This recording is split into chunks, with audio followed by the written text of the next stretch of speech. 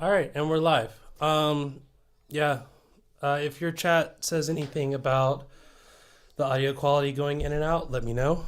Because, yeah, my internet has sucked today. Uh, how's it going for you so far? I don't know. I'm pretty good. I am excited to be streaming and also talking about dev containers because it's one of my favorite things. I was gonna. I'm pretty sure that doing dev containers isn't going to be a problem for you at all. Did I cut out? Yeah, a little bit. Sorry. Oh, am I back now? Yeah, yeah. Okay. Um, Yeah, I changed. I clicked a button. The last thing you're supposed to do. We all know this. We don't click buttons here. Um, Computers and buttons just don't really go together. oh So, goodness. Yeah, it's been it's been a trip. Um, but okay, let's. So how do we want to do this? I what I figured we could do is live stream. Well, sorry, not live stream. Live share. I can live share with you. That way, you're just having to look at VS Code, and then I can just share my screen. sure. All right. And for friends that are going to join us at some point, um, yeah, we are going to be like Sarah said, playing with dev containers and answering all the questions that I may have, because I will have questions. Which I can't promise I know all the answers, but We're just gonna share the screen because the entire can you screen. generate a view only live share link that we can put in chat? I maybe haven't done that before, so we'll see. And then VS Code, and then also just let me make sure we're not getting all the all the notifications. All right, so step one, live share. Yeah, that's not a live share, or it is a No, live that's share. forwarded ports. Why do I have port forwarding on? I don't know. This is wild. Maybe it's because I have this. Looks like Oh, you're in. Oh, you're not in a container, maybe. I think I am in a container. Oh. Have you And I hidden the bar thing at the bottom that tells you about remote extensions? Remote host. There you go. so I am in a container. Ah. See, I was asking that question earlier today of like, why is this not working the way I think it is? And it's like that's because I'm trying to. There it goes.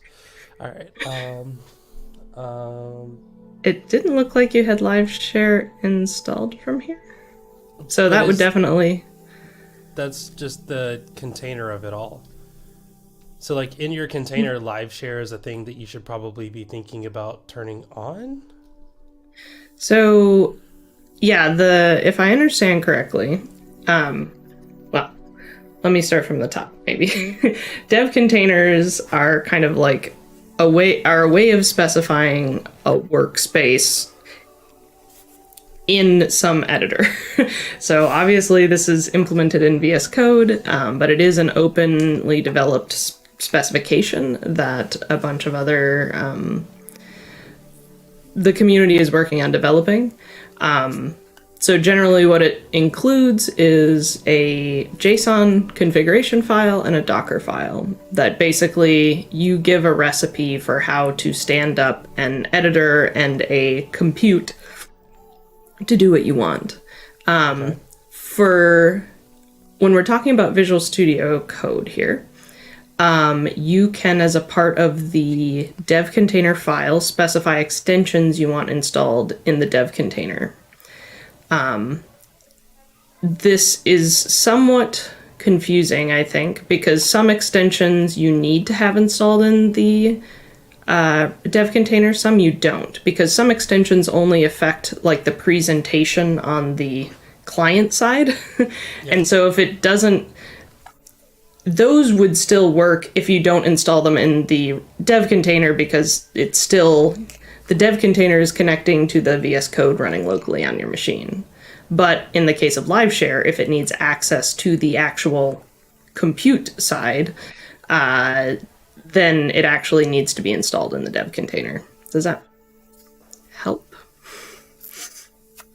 Not really. No. Okay. I think I get, like, there are some things that are going to be installed by default because of, I don't know, VS Code's preference of how they should be installed. And I mean, whether that's because they're like server based or some other information based, they're like automatically installed in dev containers. And then Nothing there are is some that installed in the dev container unless you ask it.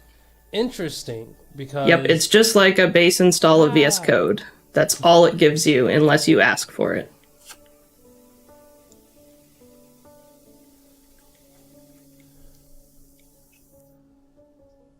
so If you've got your dev container file, I can show you what I mean. yeah, so that's why I wanted to go here, because this is like the project that I'm actively working on at the moment, and I don't know if my code share is still working or not. Let me try and join. I was just watching from your video so I could also see you. Uno momentito. See me panic because I just threw out environment variables that now I'm gonna have to like reset. You're good. Yeah. That's okay. It's only Twitter. What's the worst that could happen? They'll just ban my account forever. And then I'll have to go to Mastodon. Okay. Oh no, what a shame. Okay, so this is also fun because we'll get to try out a little bit of LiveShare. Yeah. Cannot get LiveShare workspace ID. Yep. Figured that would happen. All right, so I'm going to... You can do a read only for me, that's fine. Okay. I'll tell you at the moment. Yeah, I was more than anything just like, how do I... I may be able to continue in the web too. Hi, Namikuro. Hey, Nami, what's going on? We are working on live shares, and I'm gonna stop the vortex of all of that. Yeah. Alternately, I can live share from my side if we need, but yeah. Well, I would like to get this figured out. Also, yeah, if people want to follow along, you can. That last live share link is bad. This one is less bad. Are you able to connect now? We are sending bits, looking for bits back. Looking for bits. Oh, it made a choice for me. Yeah, so you can, when you live share is kind of cool in that you basically get to join in someone else's VS Code session. It did not. It was like, no, get out of here. What are you doing? I'm going to continue in the web. I'm wondering if it's the launch, because I was trying to launch it locally. Wait, why did I just close VS Code? What is wrong with me? I think I did. Did you close the VS Code that was hosting the session? No. Well, yes, but also I just did that. Like, that was no. Yeah, it's all good. It's all good. It's good. Really been a day so far. I was trying to one more time. Wait, it's asking to no, stay on the page. The only reason the stream didn't close was so I have a thing that like quickly quits like a bunch of applications, and I always mix up if I'm quitting them or if I'm keeping them running, and I think I just clicked like I basically cut off like everything that I wanted to stay up and quit everything and I quit everything that I wanted to stay up, and then like everything that was supposed to quit disappeared, which is the story of my life. Alright, I think I am There you joining go. correctly. I see Perfect. I see. Well, I see a notice that you are trying to join. And so I'm currently following your cursor, so if you move it around in VS Code, I follow, Okay. which is kind of fun. Also, warning to people watching: I use Vim mode, so there Is might that be bad? stuff happening. I mean, I don't think so. All right, so we got some people hanging out.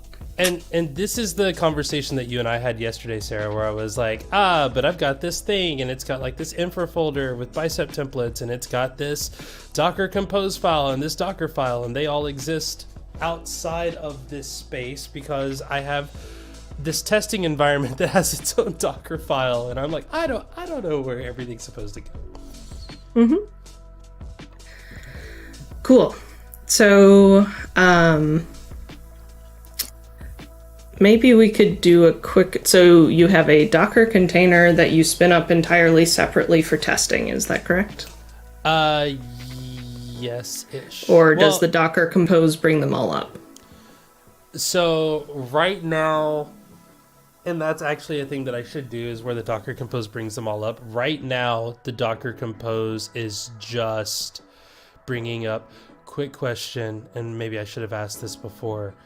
If I have files hidden, like ignored, can people who are live sharing see those files? Like, get ignored, or... Yes. I think... I am pretty sure they can... Anything that's in the workspace, I don't think the get status has any bearing on. Oh, then I can't do a live share with them. I have to just do the live share with you. Because I have environment variables and stuff. Okay. Sorry, friends. You don't get to... If you were looking, you don't get It's to... an interesting thing, though. It would be nice if... I don't know if you can get to Key Vault from the Azure extension, and you could, like, store that in a Key Vault and then use them here. That sounds so much. It's okay. It's okay. We're here to do DevContainer stuff, right? Not solve all the world's authentication problems. Yeah, but I mean, this is like, I think this is a good example of like the conversation that people have of like, how can we actively, what's the word? Like teaching, like when you're teaching stuff, how do you teach stuff in a way that makes sense? And okay, there we go. Live share. This is what I'm trying to do. I know there might be features. That would be an interesting feature request if it isn't there already for live share. Is to say like mark file as no CO. Yeah. Hidden. Like, but I'm just trying. How do I stop my live share? Because just click down. It looks like you have. But when I try to start a new one, it's like what already exists. Okay, so there is a panel for live share. If you right click on the left bar, you should be able to see the icon, turn it on and see the icon for it. And that's where you can manage your sessions. So those are just recent contacts. It says you don't have any sessions up.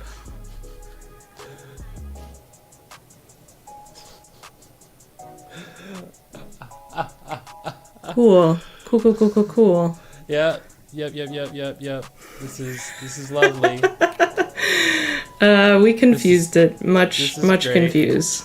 Oh, That's great. fine. Now Docker, the Docker daemon is... Oh. Interesting. Anyway, just reload the window. There's like this feeling of all of the problems are different problems. Well, then it's interesting problems every time. That's how it works, right? Yeah, this sounds like a very sad Docker situation, maybe. Okay, Docker's running. So also, you've got the Docker extension there. You can also check your containers there on the left. Yeah. No, when I do that, stuff breaks. Well, that's not good. Yeah. Okay. Very cool. I got a thing now. Copied the link. I'm going to share it with you. I know people can see it. And then, I mean, if people are fast, they can manually type it in. And I guess in that case, you win the internet. You win the internet. We're gonna pause. And we're gonna manually type this long value in. Yeah, I was just saying because I know that, like, I have like an environment variables file there, which actually I'm not gonna delete that yet. But I also have like my environment variables there, which no, I can't show you that. The second time in a row I'm gonna have to wipe those keys. But oh, you're good. I'm good. Yeah. Okay, so yes, I am in the tweet scheduler directory. Yep. Which is in Azure. Is that the whole thing? No. Tweet scheduler is just the bicep like YAML file. Oh wait, maybe there's 2 tweet scheduler directories. Yeah. There's all underscore and then capped or like title case.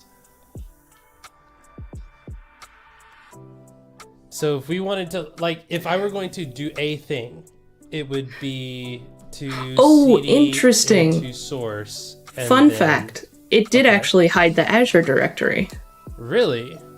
Yeah, because I was like, it doesn't have .azure at the top. Maybe I'm in a subfolder, but no. I just got the .github, .vm, infra, locust, all the bicep stuff. Yeah.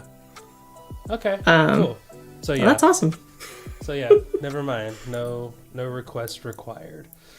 All right, so if I were setting this up, the thing that I could definitely see us doing is adding a Docker Compose back to the root level, because right now I think my Docker Compose it's just loading web, and it would be nice to have like web and test, and then image would be whatever this Docker file image is here, locust.io.locust. Thank you. And see, this is where like I'm so confused between Docker files and like Docker Compose files of like, what do I need versus what do I not need? Because is it just this? Is that it? Did I just copy paste job, and that works? And then now I can do Docker Compose up web or Docker Compose up test. And I mean, honestly, if I do test, there's like a depends on, right? Yeah. I think so. Depends on, and then I can do depends on web, because Locust doesn't do anything if the web service isn't running. Got it. Yeah, let's see if the Docker Compose works then. Really quick, I have to do source. That, I think. We'll find out. Yeah, because I move things, and of course, moving things is always bad. It's my favorite kind of programming, experimental programming. Yeah, let's break things, and then say we fixed them. Would help if I could spell. Would help if I knew Vim. There we go. Wait. Do you need the colon in front of the source? I'm trying to think, because I think it's, I don't know. I'm just gonna do build source, and then call it a day. Docker Compose up, and we're gonna -- web. Maybe not. Yeah. Docker, stop.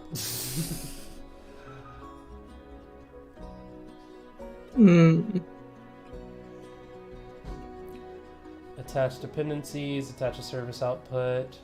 Also, if anyone in chat is good at Docker.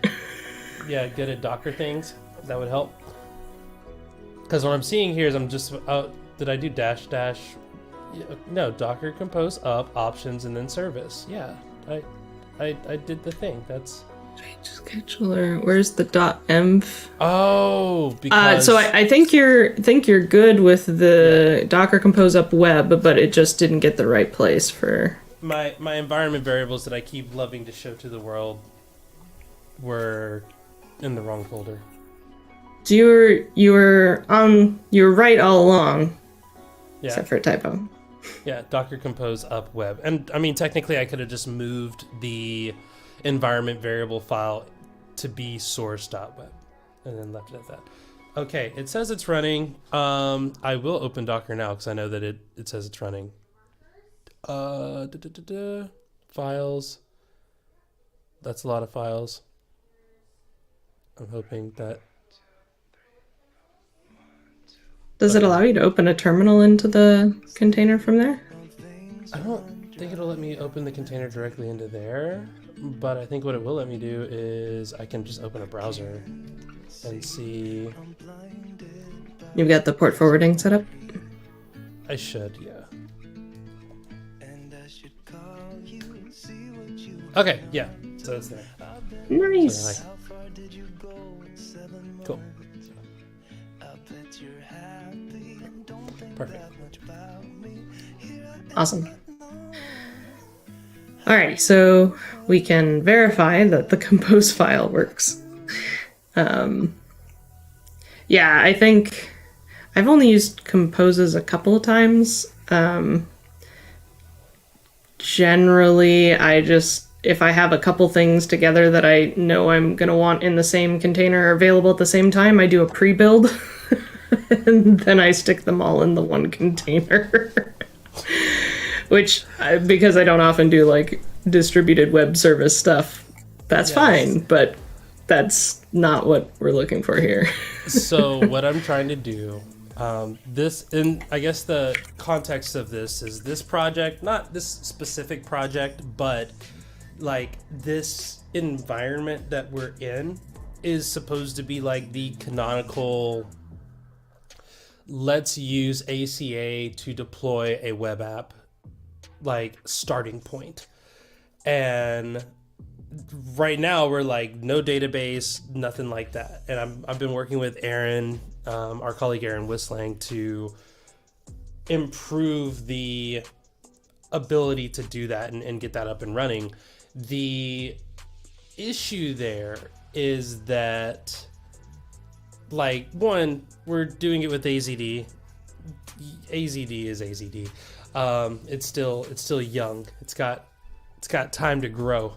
And then we're also trying to figure out what are all of the things that people will need to make this happen. And that's where I was like, a dev container will help with this, because there are things that need to be set up. And if we're dealing with ACA, we're probably dealing with a Docker container anyway. So them having kind of Docker already running and stuff like that has to be assumed. And then if you jump into code spaces, it's kind of the same thing. Mm-hmm. All right, so I think this is good. Shall we build a dev container? Yes. I'm also going to just send to you to share on the chat, since I can't send to everyone. But I did find helpful documentation about using Docker composes with dev containers. So I figure rather than just me looking at this, I can send it to you. We can both look as needed. Yeah. All right. And then I'm going to pull that up, switch back to, there we go. And there. Okay. So this is using Docker Compose inside of a dev container, or this is using a dev container to build Docker Compose? Or, sorry, this is... It's so dev containers, normally you would just provide one container and, or things that go into that. Obviously, like in the example that you have here, you're going to need multiple different Docker containers up and running and networked appropriately, which is a good use of Docker Compose. Yeah. But then you want to make sure that, because dev container isn't necessarily a singular container. It's just a description of of how you want to work on a project. So it is totally fine to use Docker Compose, but there's a lot more options then. So yeah. Okay. Single container environment is insufficient. You need to add complex component configuration like a database. Attempt to add it to Docker file directly. You could add it through additional container. DevContainer supports Docker Compose, multi-container environments, blah, blah, blah, blah, blah. Okay, extend your existing Docker Compose. Use separate VS Code windows to work with multiple Docker Compose. Wow, that's kind of cool. Mm-hmm. Okay, so this is like using Docker Compose to make not multiple containers, but multiple containerized environments, so that go ahead. So that you can, because let's see, like service, the name of the service you want to work with in VS Code. Yeah, so this is like, I think with this is using Docker Compose to manage your dev containers so that you can have multiple containers inside of your one environment, so that when you like share the environment out, if you're like, hey, are you doing testing? Here is the testing container. It has all the things you need for testing. If you're doing documentation, you don't need half of that stuff. So here's just the documentation container. And then if you're doing like active development, then you have that, and that'll give you all of your startup commands, things like if I'm using make docs, you could do like make docs, make docs serve, and of course doing all your pip install dependencies and things like that inside of your environment. I don't think this is like, oh hey, you have a dev container, but you're also using Docker Compose for other stuff. I think this is like, if you want to run Locust locally, which I don't think you would, or if you want to have like pre-commit in one and not in another, you can have multiple dev containers existing inside of a Docker Compose file.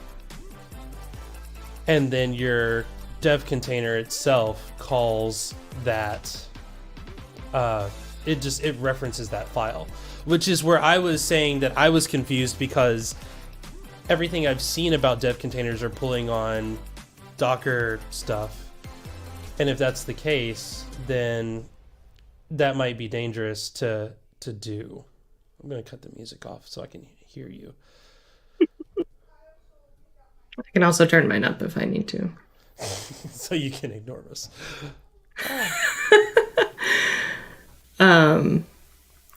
Yeah, so I think that sounds mostly right to me. The way, like, you could do this totally without a dev container if you had your Docker, like you are doing now with your Docker Compose. So when you clone it, you do Docker Compose up and your stuff. But that only would set up the Docker part of it, right? Yeah. That would not give whoever or yourself any information about how to configure the editor or other things you might want to, like the testing stuff that you want to hook up to those containers running. So in my mind, the dev container part of this is it kind of wraps and says, okay, thank you, Docker Compose, we'll take that. Yeah. And then we'll maybe add some hooks, put some shiny stuff over here, so that then the full environment that you need to work on it, maybe getting some of the testing extensions, or language server extensions in VS Code hooked up into that Compose stuff correctly. Yeah. That's what the dev container part of it brings. So dev containers doesn't really care whether it's a single Docker container or Docker Compose. Obviously, from the docs, there's different syntax for how you interact with it, but dev container is not a one-to-one with a single container, if that makes sense. Yeah. It's a wrapper. Yeah. Okay. Mm-hmm. Cool. So I do the next one down. Because it's gonna try to guess what you need right now, and I can guarantee it's not gonna guess what you need. So just the add dev container big configuration files? Yeah, that's usually what I do. Okay. Well, while that's doing that, because it's probably gonna be doing that for a second. Nope, wrong. There we go. Uh, let's just let's chat about how you've been using dev containers a little bit. I know we talked about it a little bit, Mhm. and I know that I've heard a couple of people on my timeline talking about how things like code spaces will help with teaching, and I do want to also make sure that people kind of understand the difference between code spaces and dev containers, because to my knowledge they are the same thing, just one is the resources are on your computer and the other is the resources are in the cloud. I'm gonna go in reverse order then. Okay. So dev containers are a specification. It isn't Okay. exactly a thing. So I think it's if dev. Let me find. I'm gonna pull up the link for the community. It's an open source spec. People are developing all kinds of stuff for it. Dev container. We can Google containers.dev. Good job, Sarah. I was like, I know it's fairly simple. Containers.dev. There we go. But yeah, so this is what defines dev containers. There are, VS Code is obviously one of the biggest users of this. There are other tools and stuff that will support development container specifications, so that you can use that if you have a dev container description in your project, different tools would be able to look at those and then do the same thing. So that's the idea behind it. And so yeah, there's lots of good docs on containers.dev for that. And the difference between that and code spaces is a basically web hosted compute that you can easily spin up from a repository on GitHub.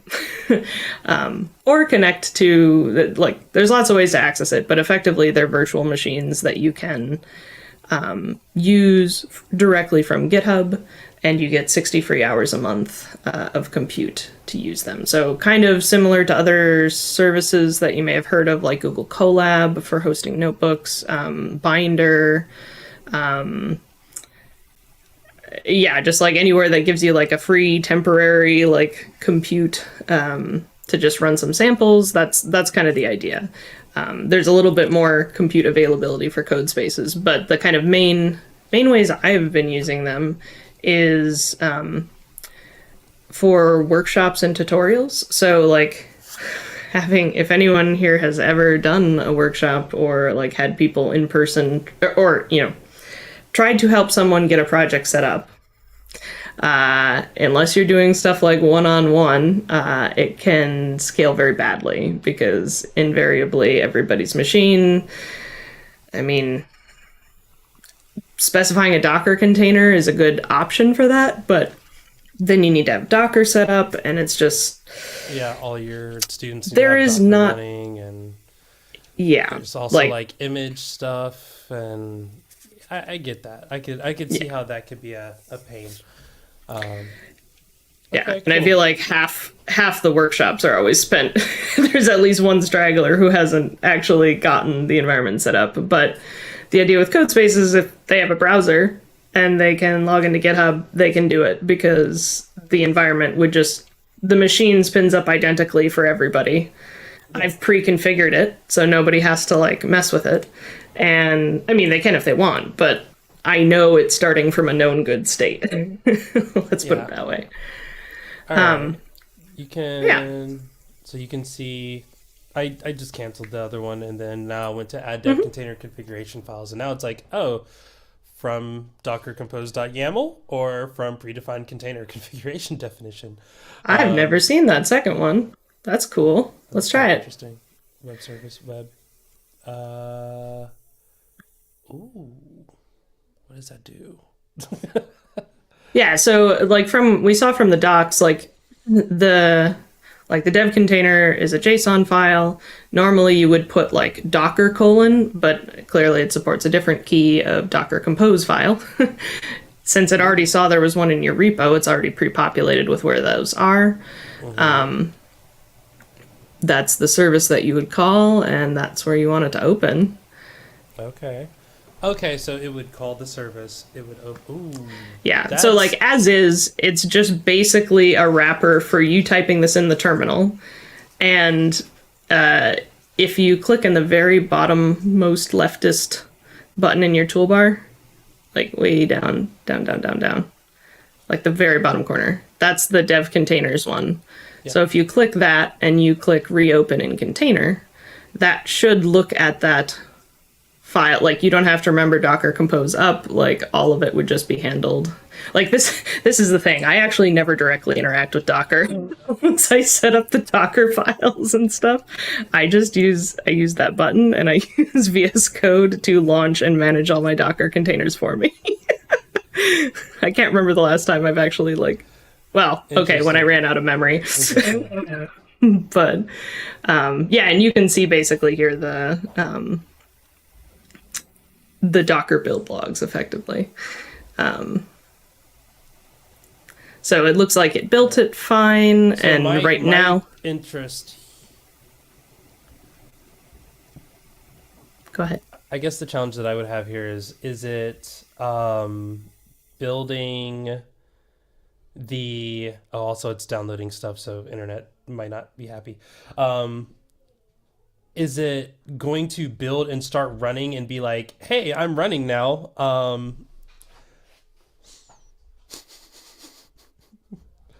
Can you see this error? Yeah. Okay, I just want to make sure. Workspace does not exist? Yeah, that's... Probably, okay. No. I'm guessing I know what it is. Does it give us any sensible options for open workspace?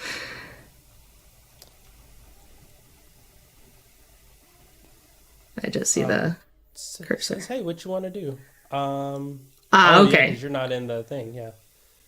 Okay, yeah, there we go. Yeah, so we can fix this by just in the dev container. It's probably just because there was a key there for what folder do you want it to open when it launches. So we probably just need to, whether it's relative or absolute, there's variables you can use in the dev container files, so we can figure that out. So it's like now we are in the dev container. We're using our existing Docker Compose, and then if I go and I look, this is what I was confused by. Like, all right, all of my local things are installed still, which seems like mostly just themes. I do see some like remote stuff in there, and so it's like all of my stuff is there, but then I have like these other things that are like, oh, we didn't install these. Yes. And that's why I'm kind of confused on like, why not? Why did we install some things and not other things? Well, so the thing is, those other ones are not installed in the dev container. If you see, there's 3 sections there for the extensions. There's local, dev container, and recommended. Yeah, dev container has nothing in it because there's nothing in it. Yeah. And that's where I was confused in like, okay, are there things that are in local that should be installed that are not installed? And then are there things that are like Python should be installed. I think that's, that makes sense. And I know that there are ways to do that inside of the but we're not in the dev container anymore. Yeah, you are. Well, we're in the dev container, but we're not. Oh, we can't see the actual files outside of the dev container. Yeah, because just open a new VS Code window.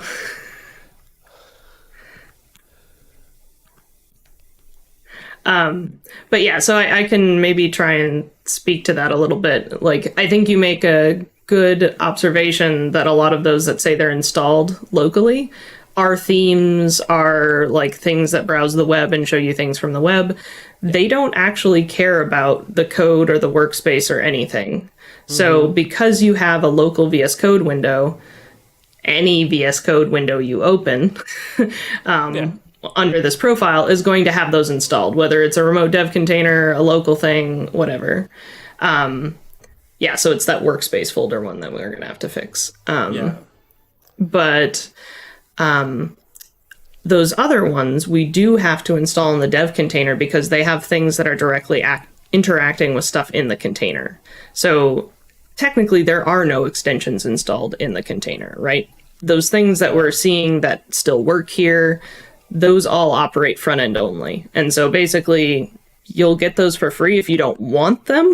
Like if you want them, certain things to go away, you can make a full VS Code profile.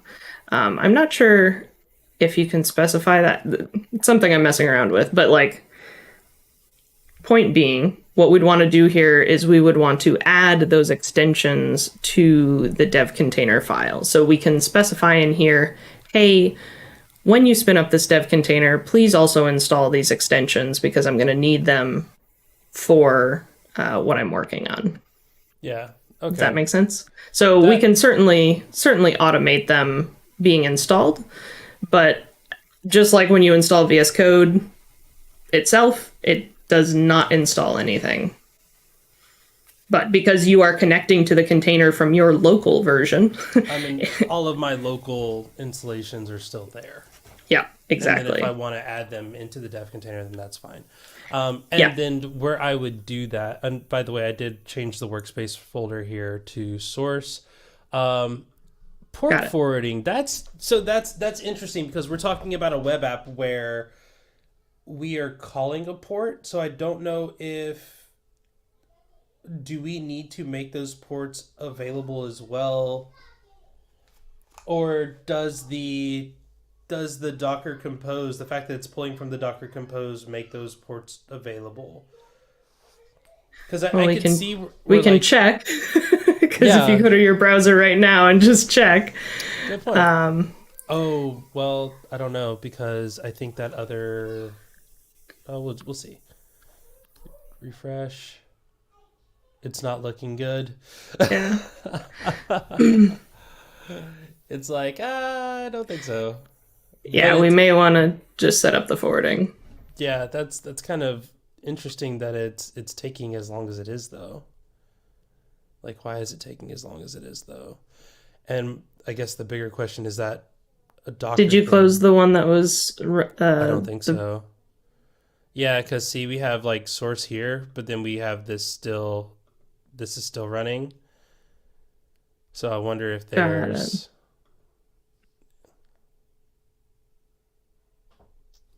So if we stop that container... But I think the behavior is if you open a dev container in a VS Code window and you close the VS Code window, it closes the dev container? It stops the container. Yeah. Oh, well, but I have the...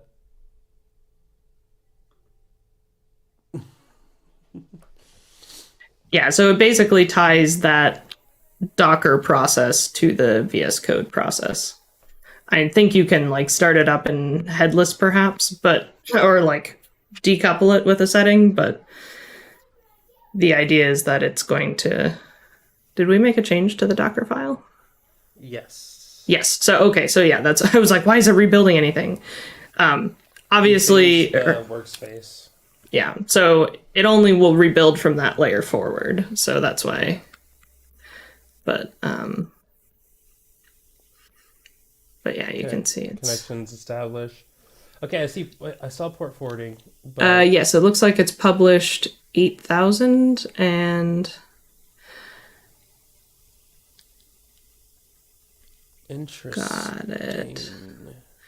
The other way you can check what ports you have forwarded, perhaps, is in that bottom toolbar. Yeah.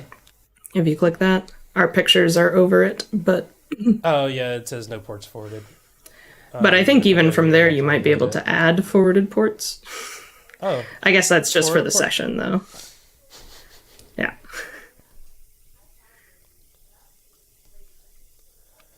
But I'm also looking at this and like, why does my Docker Compose file say 88,000 when it's supposed to say 8,000? Actually, I might know why, and that's possibly my fault. It's Vim's fault.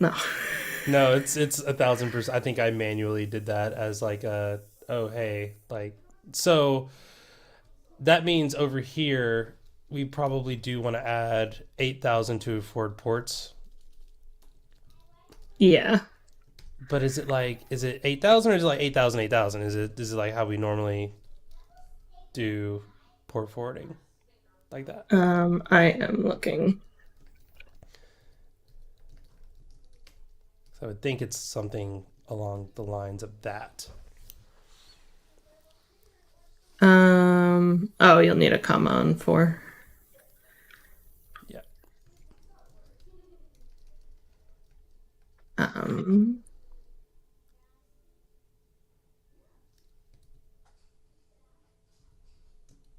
an array of numbers or just the string host port. Yeah, so I think what you have should work.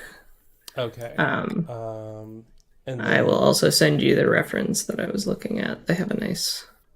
And is there a way to? It's not reload window. It's like. You'll want to. Yeah, if you click down there, rebuild container. Okay, so I'm not out of my gourd when I was like, why is this so complicated? It's like, I think it's, if you're doing something simple, it's simple. If you're doing something not so simple, it's not so simple, I guess.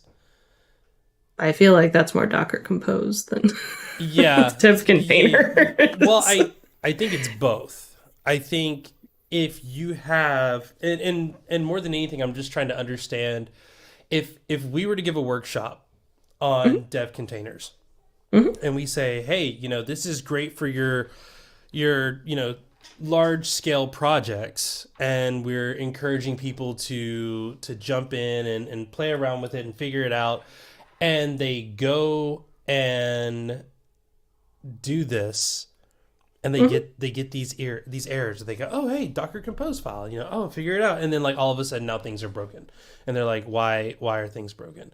And no, don't close it. I just wanted to see the output. Why can I not see any output? I think if you hit the notification or.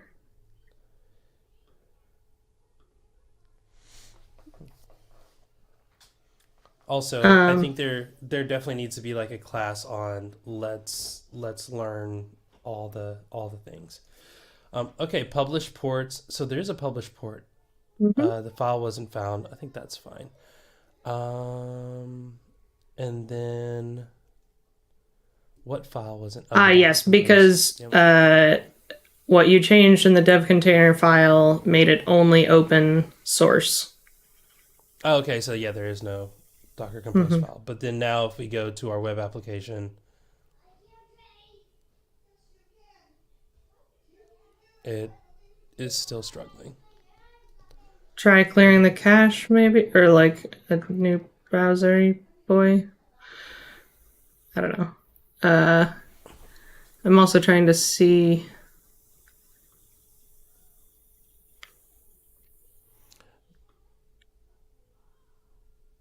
Yeah, so the one that we're working with right now is probably that first one with the nasty Shaw name.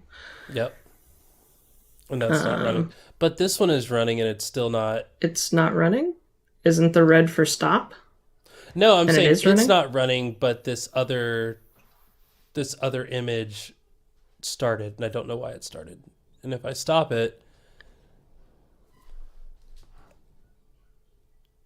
Wait, am I reading that wrong though? Like, my interpretation would be if it has a red box, it is running and you want to stop it. If it has a green arrow, it's not running and you want to start it. Or is it the opposite? It's the opposite. The red box means that it's stopped, and if you click on it, it'll start it, and then ooh, this is where like pause buttons are great. Or like if I hover over it, maybe it says, okay, no, it gives me information, but it doesn't tell me that it started or stopped. Okay. Because what I just noticed was, okay, so everything is stopped. This is where we say nothing up my sleeves. And when I stopped it, I got the cannot connect. Yeah, that makes sense. But it wasn't we're gonna watch to see like it's not there at the moment, and then this is running. Roger, Roger. Yeah, see, it's building inside of the image. Like I don't know what this is. This is something else. Okay, we'll just kill it. I'm kind of afraid Yeah, to. yeah, because it's 80 to the it's the one off of It's the the old bad image. ports. Yeah, yeah, yeah. So So yeah, spring cleaning. This is the value that we're looking for, and it says it's up and running, but then again, like I said, I'm gonna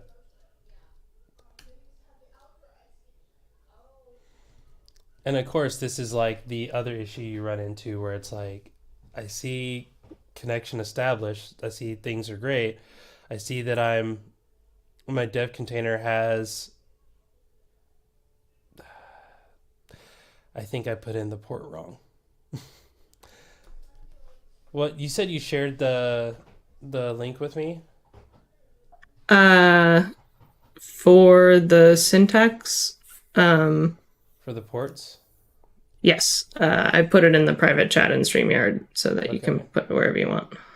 Yeah, and I'll share that with, as always, I will share that with friends. And then, oh, I think that's not what did I click the wrong button? The JSON reference. I mean, that's where I was looking for what port forwarding looks like. Okay.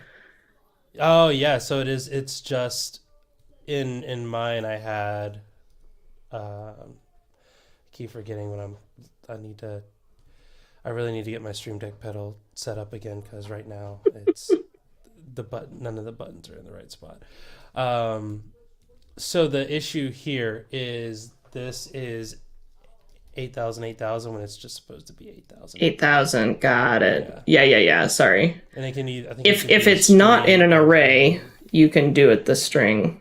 Yeah. Okay. But as an array, that is correct, I think. And then, because I saw this and I was like, that doesn't make sense. This doesn't look right. Also, I should probably remove this user forwarded port because yeah, that's fair. That could be an issue. And then I can rebuild this container again. It should read that we made that change and things should work. And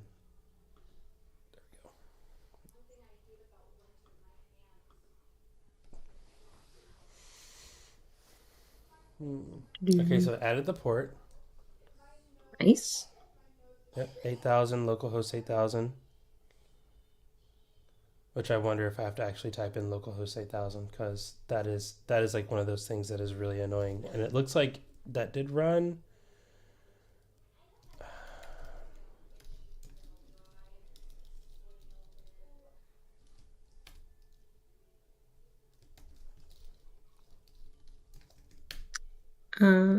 It might be that the process on that port is not fully set up yet. Oh, is it done? Yeah, it's done. Connection established. Remote.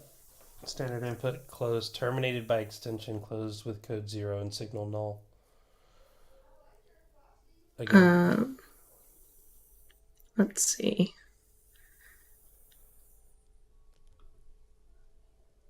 And it's like, hey, where's my Docker thing here? But it's in this other environment.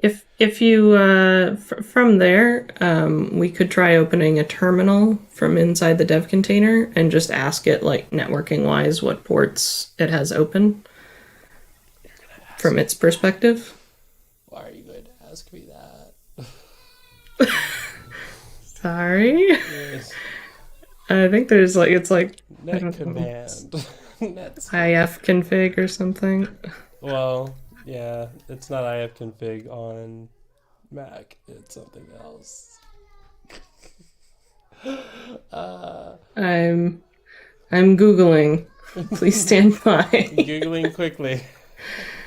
Oh yeah. Is netstat not in there? Okay, got it. It might be netstat. Well, yeah, it looks like, yeah, if you use netstat and some options, you can make it. So I'm just gonna throw out there. I have it set to 8,000, and I'm pretty sure I have um, Green Unicorn doing things.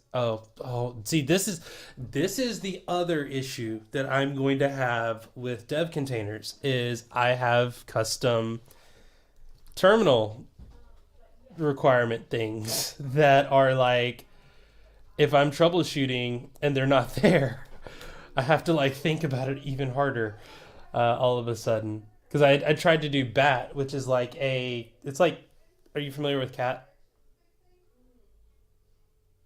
Yeah. Okay, so it's cat but prettier. Okay, so yeah, Green Unicorn is there, and if I did, I just wanted to see if I did Green Unicorn, app P 8,000 I think is right.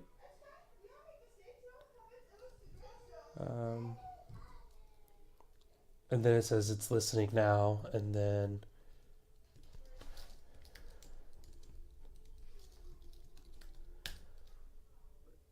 it runs. So the process, it wasn't. I mean, it may not even be our initial port forwarding was bad. It was that the process internal to the container wasn't publishing to 8,000. Yeah, and in some weird way, it's pulling the information from the dev container and it's loading the dev container, but it's not running the command here that is like, what do we got? This one? Oh, I don't have it on there. There is no run command. There's just the port opening, which is interesting because... So good news is it's very easy to add that either. I mean, yeah. As you note in the compose, or there's nice ways in the dev container if you need to run things after everything is all set up. Yeah. There's a nice option for that. Well, what confused me here was how did it install all of my requirements? Did it? I would think it would have to because it had Green Unicorn installed. So here I don't have anything saying, I mean, unless it's installed in the image itself. It's probably installed in the image itself. Yeah, if you're building your own image for that.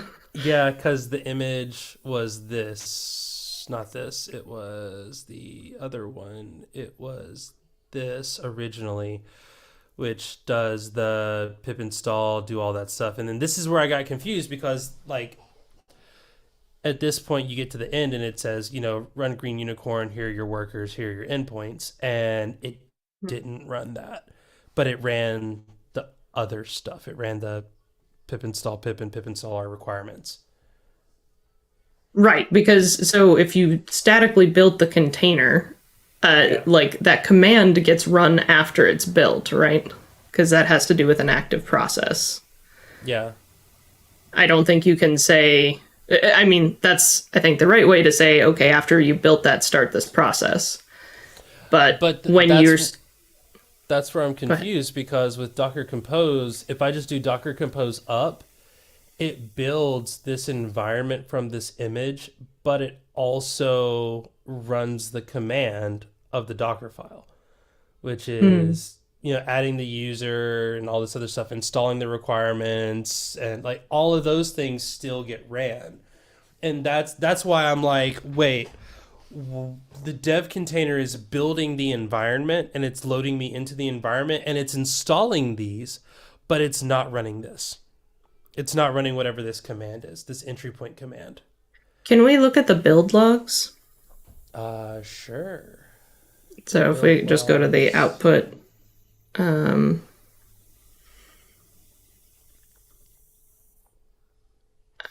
probably there's maybe a dev container one or... Nope. There's this. Yeah, that's what I want. So this would be showing us everything that is happening when it's building the container, right? I think so. I'm trying to figure out where the start of it is. Oh, it probably doesn't help since we ran it a few times. Yeah. So start running container, get config in container, port forwarding. Okay, for the sake of so we can see what happens, I'm gonna delete this container. I'm gonna delete the image in Docker. And let Okay. it completely And just rebuild. rebuild it. Yeah. That Okay, way yeah. we can just watch as it does things. Compose down, I think, is the command. It's like I'm doing all the stuff.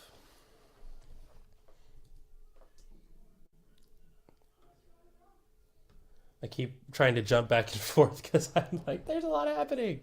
Uh, okay. Oh yeah, Nothing yeah. in chat. Nothing in chat at the moment.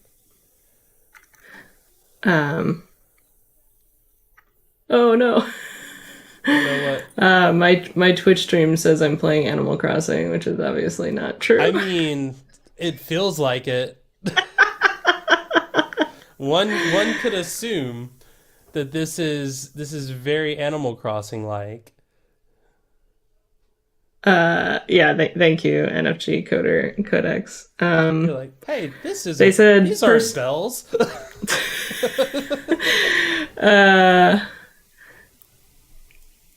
I personally don't like dev containers, muddies up compose, and doesn't let you do multiple compose configs. Interesting. Terraforming the dev container. Can they elaborate on that?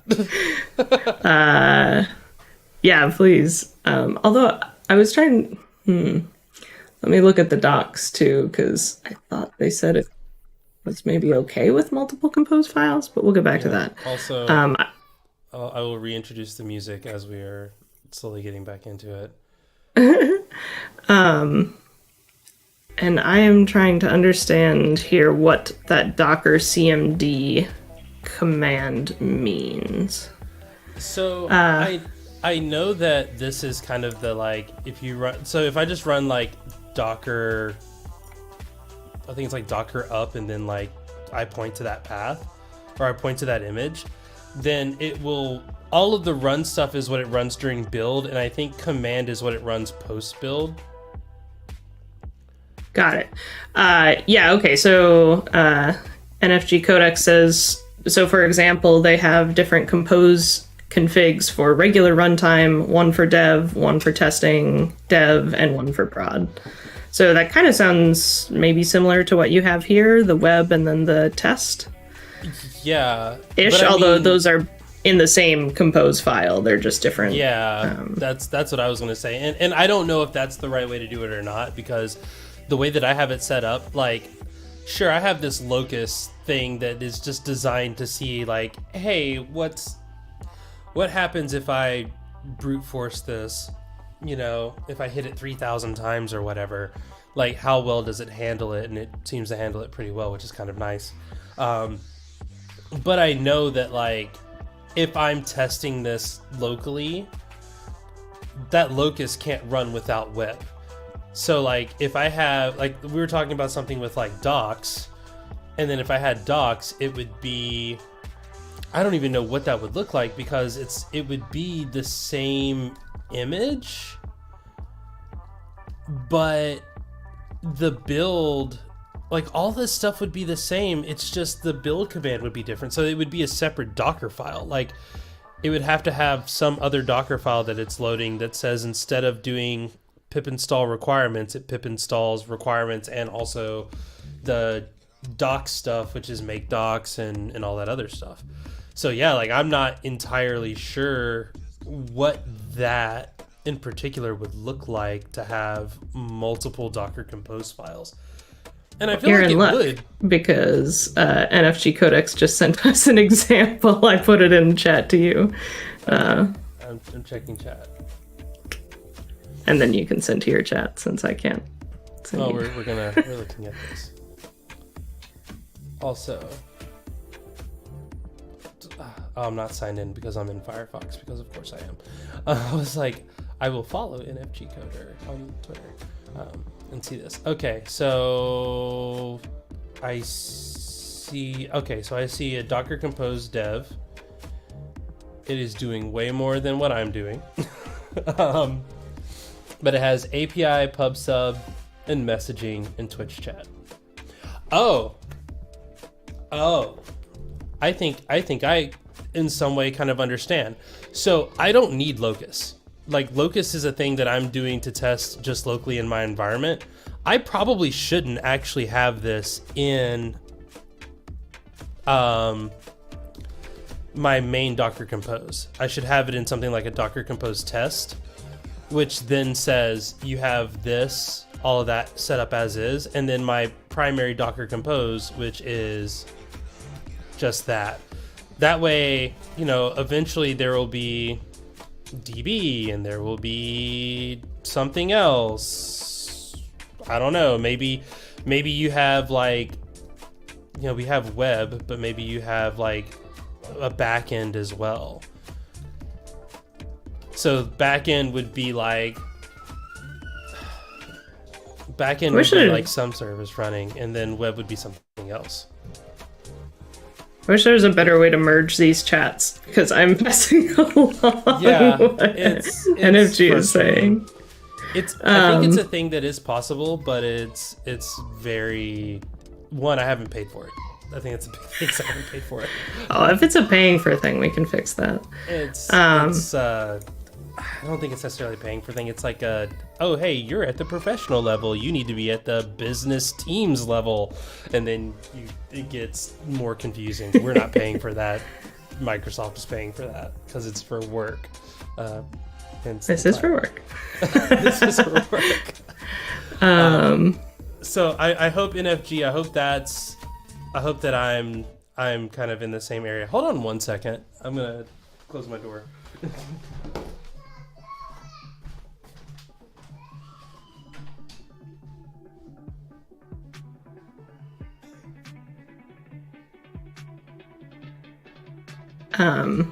Yeah, I'm looking at the docs. Like, there is something about, and maybe you've tried this before, NFG, but like there's this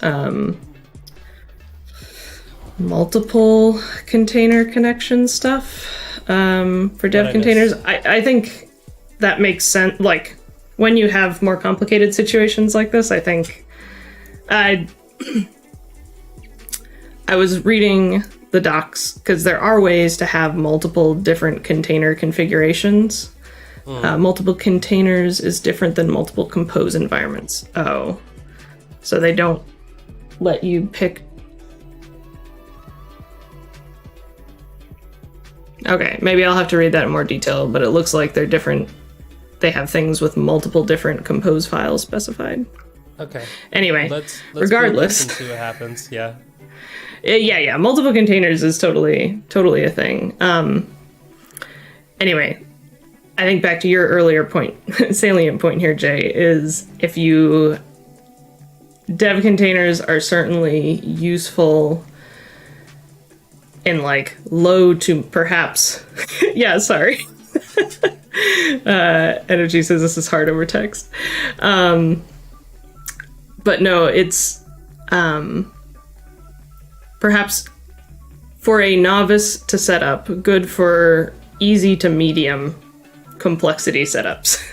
If you get to stuff like this, I feel like, yeah, you probably need to be much better at Docker and stuff like that than I am. Mostly, at most, I've used Docker Compose files and stuff before, but never more than one. So that would probably... Your experience here, Chad's experience is much better. Well, I don't even think that it's... Okay, let's do this. I'm actually gonna open up, because I do have another project that has a dev container that is really simple. Okay. And, like, I mean, it works, but it's like, is this everything that we would need? And yeah, let's check it out. Exactly, because I mean that's kind of what we're attempting here. Is we're trying to figure out what No. No.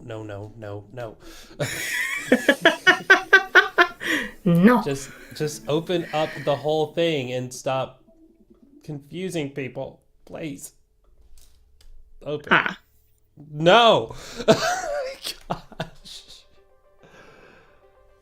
Also, thanks for the link on the Docker Compose stuff. I put it in your chat, Jay. Awesome. Since I am not exactly a short read. Yeah, I seem to recall looking at this when I was trying to first set up something in Compose. Finally, we got it. And then getting very sad. Yeah. All right, so here we have this really simple build of sorts this is an actual project. This is a project that I use to operate the podcast that I do, Python Community News, where we take GitHub issues and we turn them into Python objects, and that allows us to do all kinds of stuff with it. So my DevContainer, this thing got, I don't even know how this built the way that it did. So I'm gonna do this. I'm gonna walk on the wild side. We're just gonna delete that whole thing, and let's just do add DevContainer configuration file. We need to know what's installed here. I did the Python 3 one. Okay. Yeah. Seems fair. We're not gonna do 3.11. Some stuff still yelling on 3.11. So do 3.10. We could probably even do 3.10 slim, and it probably be a little bit smaller, but 3.10's fine. And then we go through this process, and this is where I'm like, what is needed? Like black, okay, but black is pre-commit installs black. Like this is where I get so confused, is that there's like, if I have it in my requirements.txt, then I can just pip install black. If I have it in pre-commit, then pre-commit handles all of that and I don't have to worry about it. And then now it's also saying, do I want to add it here as well? You don't have to add it here. So, I mean, I think the ethos or philosophy, as I understand it, for these, so these are all features for dev containers, and that's part of the specification for dev containers. And the idea is they're kind of like Lego blocks that you can more easily add. Like, you could do anything here in your Docker file. Yeah. But the idea is that these would be things that aren't necessarily just an easy apt-get install. Maybe it requires setting up config files, things like that. To be fair, a lot of the ones that people have added here, I feel like are just basically install, so I'm guessing that the black is just, you can go look at the source for it, but yeah, I would stick to, for Python stuff, I would keep my environment management myself. Inside of Python. Inside of Python. Maybe there's someone else who's using a tool that also uses somehow ends up using black. I don't know. Yeah. Like, so things that sometimes I do get from here are like Pandoc. If I just want to make sure I have Pandoc and I don't want to add all of the manual lines for it. But well, and that's what I was thinking about, something like Homebrew, because we had that issue before where I was like, oh, I want bat installed and that's not installed, and how would I install it? I would do brew install bat. And then you have some of these other things. I mean, yeah, I don't necessarily use Pandoc all that much. I don't know how I use it in this application, but yeah, I mean, certainly don't have to. Yeah. I'm wondering if you click on the eye to the right, like when you're hovering over it, there's like an eye on the right-hand side of the selection. Does that actually, okay, cool. That would actually open up. Yeah, so you can always look to see what it adds, but references is spelled wrong. Oh, is this licensed? Is there a license on this? There's no code of conduct. I can't touch it. Yeah, so these obviously can be community developed as well. There are a bunch that are actually properly licensed and added, but yeah, like I think good uses of features are like, hey, I need to make this one, but hey, I want to do quantum development. What are all the things I need to download and install and set up, for a suite of tools as opposed to necessarily a particular tool. But maybe that one isn't licensed. So I should take it out of stuff. Never mind. Well, this one's licensed, there's just no code of conduct. Ah, okay. That is good. I mean, it's bad that there isn't one, but good you are informing them. I won't throw the issue out there. I'll just be like, here's a PR that fixes your typo there. You're welcome. But yeah, so features, I like features. Looks like NFG Coder said, agreed, pip install it yourself in your Docker file. The downside to using that feature in VS Code is it only works in DevContainers via VS Code. Yeah. So that's true. These features, even though they're part of the open spec, are set up for VS Code. Yeah. Like I can see where pre-commit kind of might be worth it, like if you're doing pre-commit things. But it looks like I don't know what it's doing either. This is auto-generated. Yeah, I mean, like, for portability, you probably want to push as much as you can into your Docker container. And I think, just like many things, like, sometimes it's convenient to just throw some quick aliasing, just a little bit of JSON in, as opposed to editing a Docker file, or maybe that's really scary for some folks. Yeah. But anyway. It seems more like a, what's the word? Oh, like RG's in there. This is good if you don't want to mess around with Docker, but you still want the ability to do things. Like when I see like install the Vim editor, I'm like, what? I'm pretty sure Vim's already in there.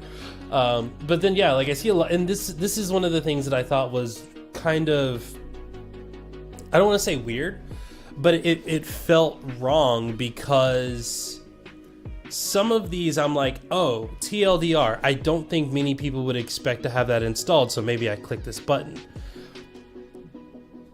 Poetry, kind of the same thing. But then like if I'm having to dig through these and be like, I don't need YouTube DL. Why is YouTube DL an option? Like I don't understand.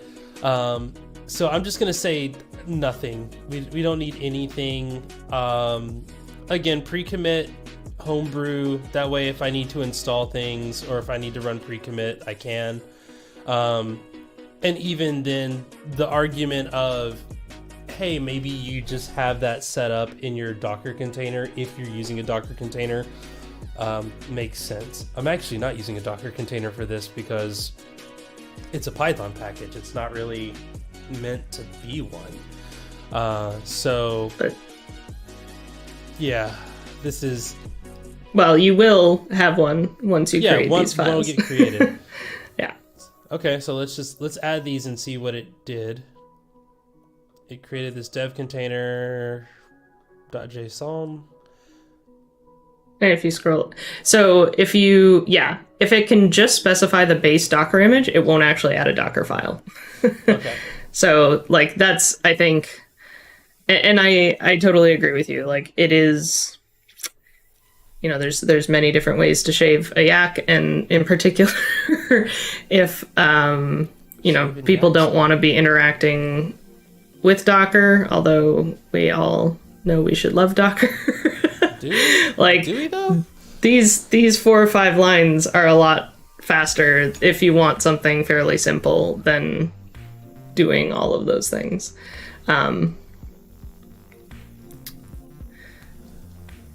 Like, there's just so many of the and this is where I'm so confused on like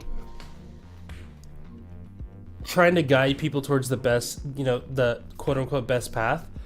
Like I would 1000% be like brew install bat, neovim, We could do rip grep. I think that was an option. We don't need fuzzy finder. You're going to be in this one little space. Like, that's fine. Exa, like these are all tools that I personally use that I'm like, if I try to use my system, oh yeah, there's also that one. Or no, it's, I think it's that. Nice. And like from there, if I don't have those things installed, I'm going to type something. It's going to be like, I don't know what you're doing. And then I'm going to get really upset. But then this also looks at like, is my NeoVim, is my RC file available? Because I feel like it is. It feels like it is. Oh, it definitely is.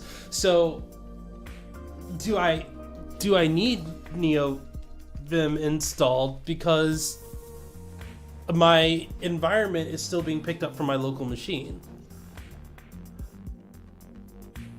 You get what do you get what I'm saying? Like, if I do get what you're saying. Actually, and we're not in that environment, so I don't know if it's installed or not.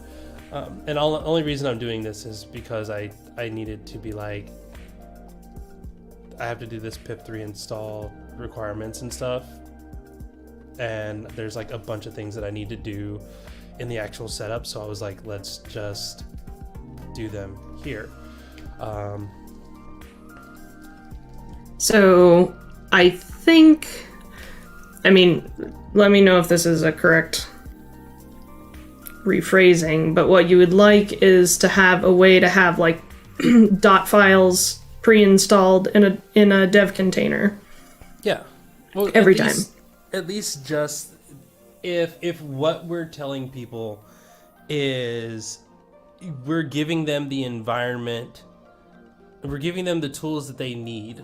I think two things have to exist.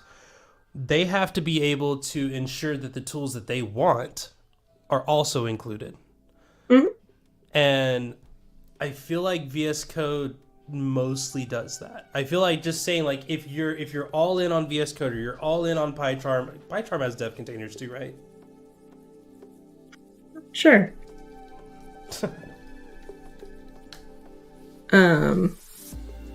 They have their own development container documentation, which my guess is it might be a similar spec or something.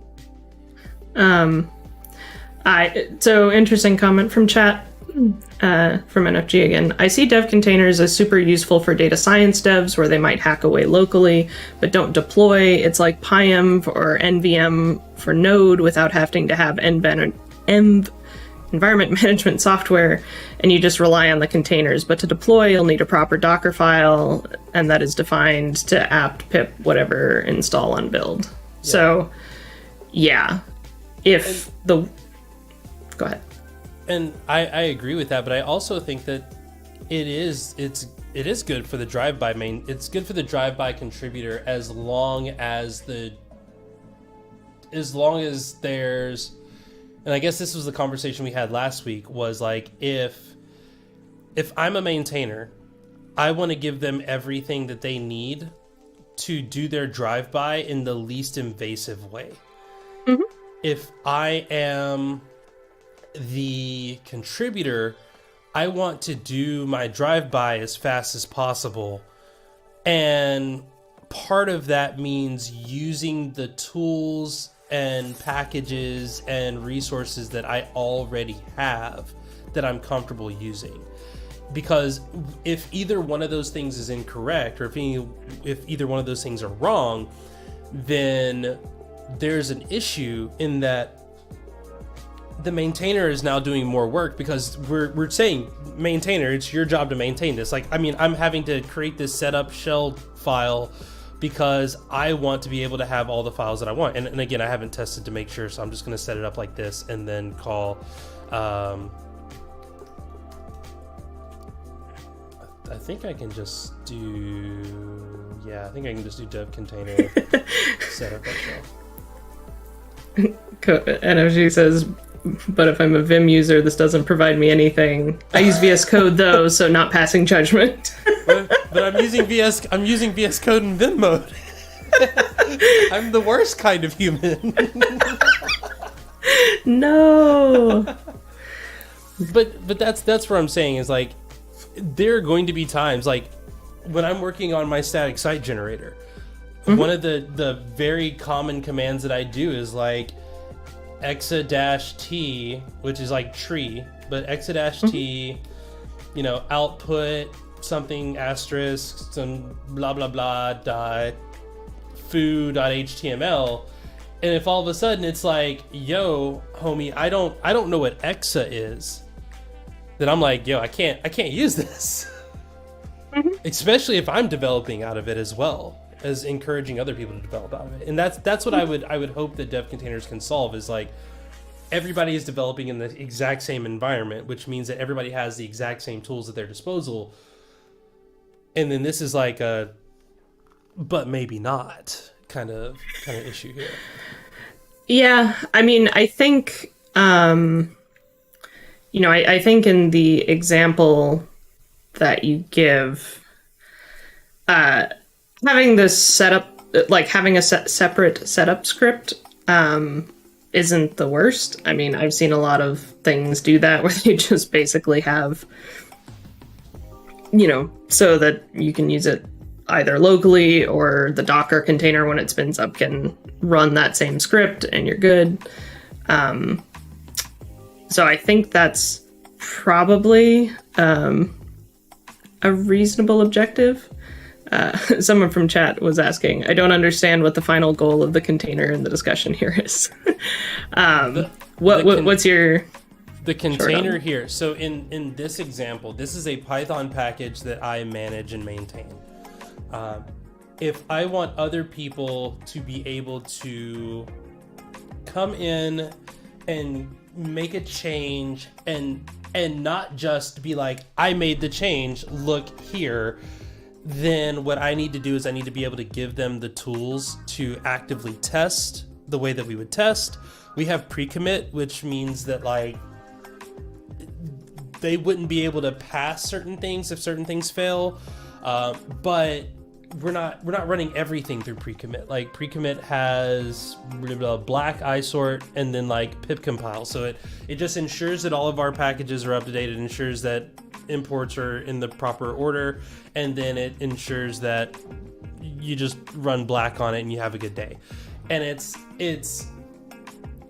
this, but if a contributor comes through and they don't have any of this set up, like right now, pre-commit isn't installed on this environment. So if I make, let's see if I make a change here. If I do, let's add this dev container and I commit, add a dev container.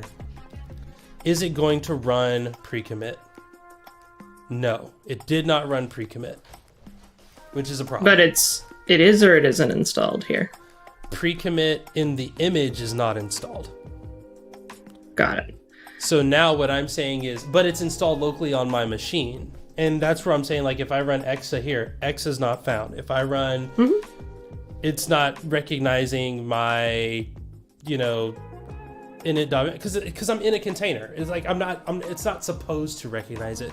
So like, how do we have certain common sense installations and implementations without having to go to this setup file or in this dev container and saying like, we added homebrew here. So the first step would be something like brew install, and then again, all of my tools. So exa, neovim. Honestly, I don't even know how neovim would work because, well, and this is what also confuses me. It's weird because my key bindings are set up. My custom key bindings for Vim mode are set up, but I can't run neovim over here. And I get, sure, that's kind of one of those weird examples of like, why would you run Vim inside of an editor? Sometimes I just do it out of habit. And like, it's one of those things of like, oh, why am I like fighting this system? And then like, again, I just have to immediately install more things, which is just going to bloat that container and make it larger. And I mean, again, I understand on code spaces that's not a problem, but some people don't want to use code spaces. Mm-hmm. Yeah. Also, I sent you a link from my chat of a thread for how running npm and npx without installing Node with Docker from NFG. So they said they basically have an alias for exa to utilize Python with exa pre-configured. I think they might have seen I typed in something like NeoVim instead of NVM, Node Version Manager. Probably, yeah. Or possibly. Yeah. Let's see. Yeah, so I mean, to maybe think about your overall question here, or challenge. I think there's two things in tension here, which is some of my chat is like, NFG is not a Python dev, you have my respect. Python is a perfectly fine programming language. They said, no, I'm pointing to it as an example, up to you to abstract the use case. Oh, okay. But yeah, so I think there's two things in tension here, which is one, using the simplicity of the JSON config for dev containers to make it easy for people to get started. Yeah. And just kind of do a play around thing. And then the use case that you're looking for here, which is having a nice reproducible environment with everything set up so drive-bys go smoothly. Yes. And I think it can do both, but the caveat is that we need a Docker file for the latter. And that's okay. Because basically I would put... What? No, I just thought that was fun. Because like, it was we need a Docker file. We don't need a Docker file. It is more complicated to set up. Yeah. Oh, yeah, look. Well, I mean, it depends on the objective of the container. Like, there is a threshold of complexity where, I mean, you could consider putting everything you want for your package into a feature and then just having people add the feature. And then they wouldn't have to have a Docker file. But so that does not achieve your maintainability goal. So, yeah, that was the thing that the end goal for us, for the folks in the back that maybe didn't hear. Sarah and I both work for Microsoft. And one of our objectives as Python advocates is to help better the experience of Python developers using Microsoft products. And if you come at me with some Excel or some PowerPoint stuff, I'm blocking you immediately. But you know what we mean, mostly for like Azure, VS Code, like those things. And the hope is that when we talk about, like, everybody on the team is very pro dev containers, myself included. I think that there's a lot of potential there. But what happened? Oh no, I was just saying we're playing like the devil's advocate. Yeah. Or advocates. Yeah. Pro and con the devil. Yeah. Like, these are the examples when we do a workshop, or when we do like some talk, or some any type of content, and we tell somebody dev containers, they're so easy, or dev containers, they are, they're going to help maintainers everywhere. This is like the Hacktoberfest debacle 2 years ago of like, we want to help maintainers by creating this opportunity for them to have a bunch of people contribute to their code. But what really happened was people started doing these really horrible drive-bys that were like making maintainers' experiences a living hell.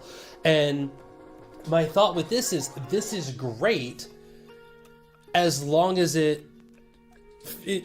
completes the objective, which for me, my current objective as kind of the person who does like web development and like automation and function hacking, is someone can come in look at my code and go, oh, that doesn't look right. And when they go to do that drive-by, it says, hey, homie, I see you're about to do a drive-by. Do you need some help with that? Like, I need the Clippy of VS Code here. And when they say, oh, yes, I would, and they install that DevContainer, it's going to give them, and this is also assuming that I've done my due diligence and given them a good contributor guide and all these other things, but it's going to install pre-commit so that before they ever commit their code, it's going to go, hey, this isn't formatted properly. We've gone ahead and fixed that for you. Thank you.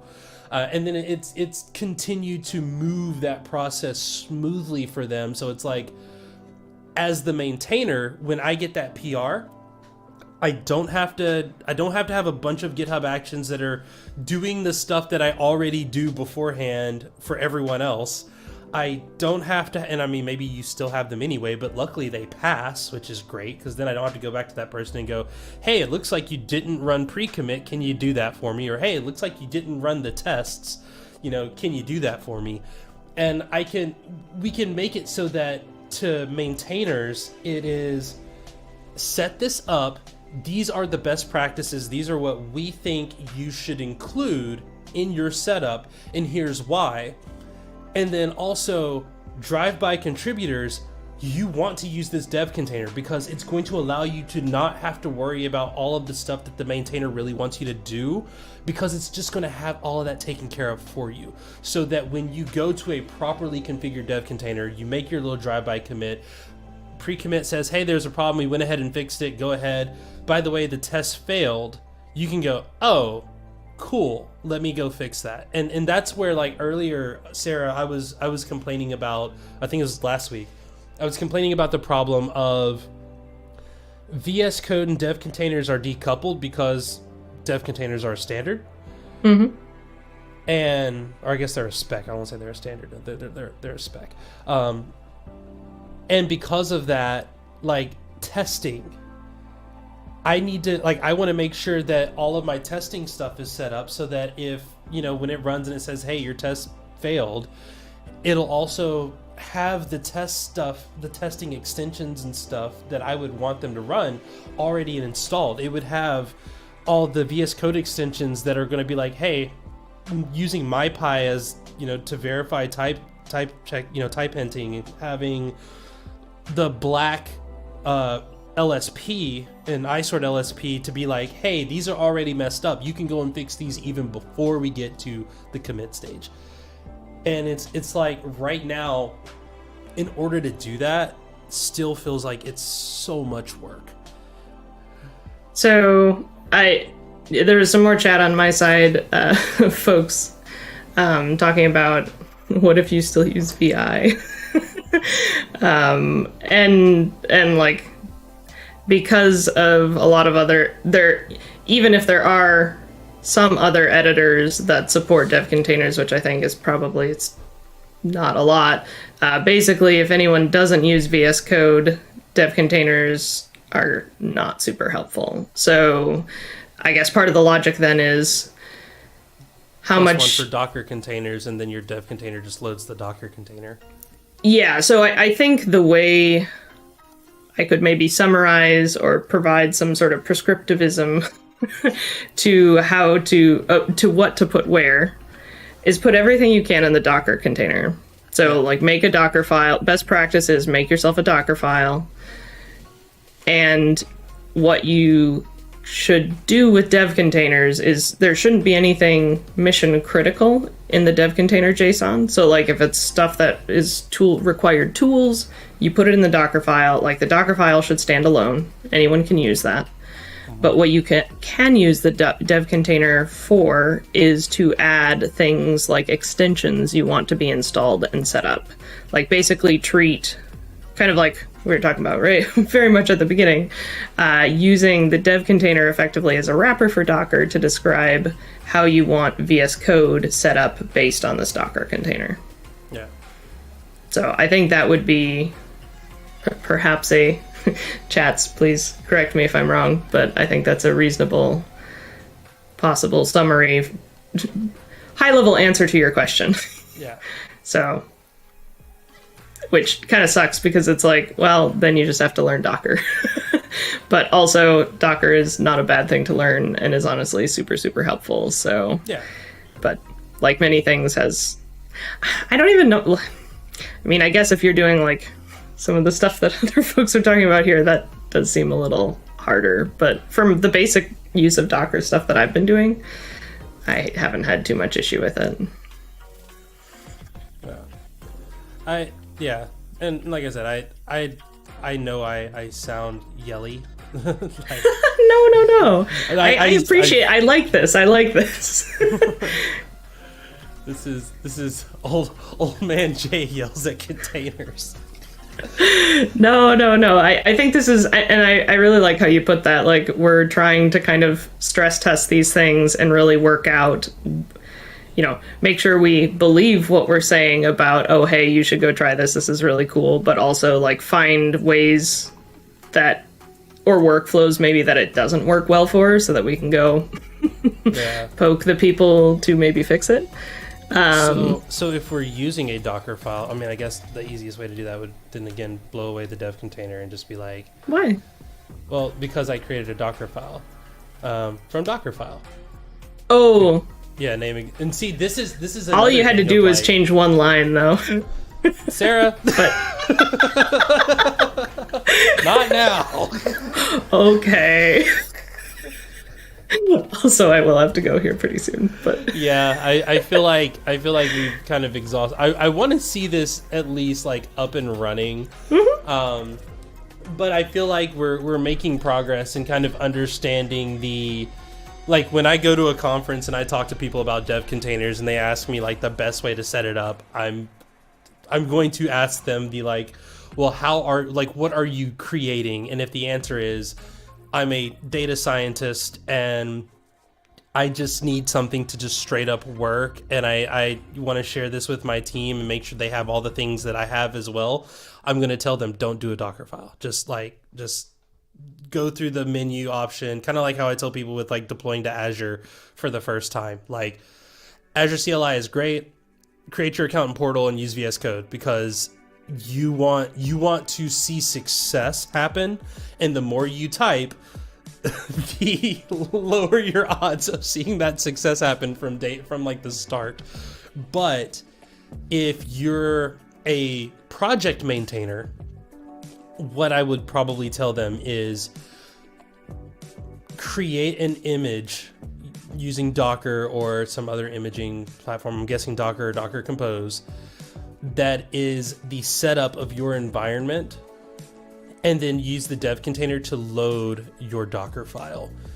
And then you can do all of the other things. You can have the VS Code installation stuff. You can make sure that, and this is where I was trying to figure out where, like, what comes in there and like, does it break stuff? Does it not break stuff? Because like in my mind, if I'm running a Docker file and someone immediately just pulls my Docker file, the first thing I want it to do is run PyTest, or I want it to run nothing. But that's also kind of weird if you're like, oh, hey, here's my Docker container and it does absolutely nothing, except for unless you run it in a dev container and then it does some other stuff that you don't need to worry about all that much. But like, so like, sure, here's my Docker container, run PyTest. That way, when you make a change and then you run it again, the first thing it's going to do is run PyTest, and it's going to make sure that all the tests pass. And if the tests fail, then okay, let's fix it. Also, why is this trying to install from 3.8 Slim? Absolutely not. Why was that the default? Wait, what? Hold on. I want to make sure. The default configuration files may need to have a PR made to them. Yeah. Oh boy. Well, that's in VS Code, because I just said, hey, create a base, it's actually, I think, owned by containers.dev now, because all of those got abstracted. So that's on our to-do list here. Okay, adding that to the to-do list. All right, chat. Y'all have been fun. Sarah's chat has been more fun. I'll put a last question that maybe you can talk about on Twitter or something, Jay. But Hanamis asked, you were talking about tests. For example, you can create custom continuous integrations. Oh, I see. Never mind. Yeah, like CI tests are great, but then you don't. If you're developing locally, you don't want to have to push each time, and Yeah, that's something nice about having a container set up is you can hopefully, and in fact very soon on GitHub, have whatever you specify for this dev container be the same environment for your CI tests. So yeah, and, but anyway. and that's where there's a lot to unpack on that, and we don't have time for it. Yep. But there are, when you're trying to make it palatable for everybody, when you use, like, I gave a talk about this of like, hey, I use Azure storage queues, and one of the best advantages of them is you can kind of make your own personal ETL. And that's already dangerous because now what's an ETL? So like, even bringing up like, yes, maintainer, you can set up, a CI/CD pipeline, but then expecting your drive-by contributor to even know what CI/CD means, and then be like, hey, don't worry, just push the code. CI/CD will take care of it. Like that's making room for more questions to be asked. So like the hope here is that it's like, let's just do the thing and make it so that people, the experience is a surprise of like, oh, it already installed this. Oh, it's already running pre-commit for me, so it's verifying that my formatting is right. Oh, it ran a test. Like that's the experience that we drive for, not necessarily like, oh, now I have to maintain this and this other thing. Yeah. So chats, you've been fun. This has been great, but we will talk to y'all another time. We'll be back next week. Yeah, to do more We're here stuff every week for work. Cheers.